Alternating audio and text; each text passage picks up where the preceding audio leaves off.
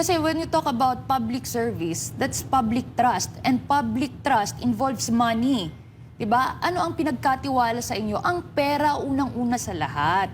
Kaya po, gusto talagang i-account ng taong bayan, saan ba pumupunta ang buwis na binabayaran namin ba? Every 15 days, di ba? Pag may sweldo tayo or kahit sa mga negosyo, may buwis na naman yan. Ang laki po ng cut. So, okay lang naman magbayad. Basta, transparent lang po. Pumupunta po lahat ng binabayad na buwis doon sa proyekto para sa mamamayang Pilipino. Kaya napakahalaga po ng Public Procurement Transparency Bill na isusulong ni Pastor na dapat po susuportahan natin. Kaya, eto hindi na to mahirap, hindi na to bago kay Pastor kasi mismong sa Kingdom, may Exhibit A po kasi ang brand of leadership ni Pastor. Bakit mabilis ang paglago ng Kingdom, ng KOJC po? Dahil po sa transparency.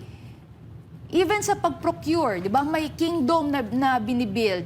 Okay? Walang utang po yan. At walang loan po yan sa bangko. Yan po, lahat ng proyekto ni Pastor, up to sa pinakamaliit na nails, di ba? Yan po, transparent po yung ating ACQ Solomonic po sa pag-account sa lahat po ng ginastos para sa Kingdom Project. And hindi lang sa Kingdom, ang rami pong infrastructure projects ni Pastor. At yan po lahat, walang korupsyon, walang nakawan. Kaya po, standard.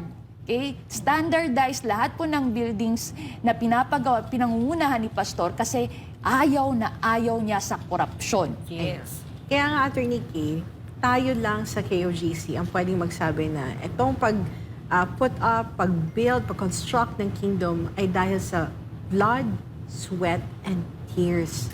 Pastor Paul Siquibuloy and along with all the Kingdom citizens na nakiisa dito. Yes. At masaya ang bawat Kingdom citizen na mag-contribute kasi nakikita nila ang resulta. Diba? Yan po ang walang korupsyon.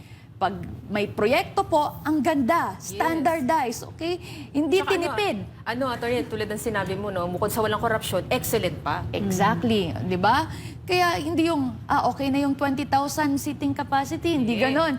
Okay na yung 30, okay na yung 50, hindi, 75,000 seating po yan. At saka the biggest indoor cathedral po in the world. So, at malapit na natin makita yes!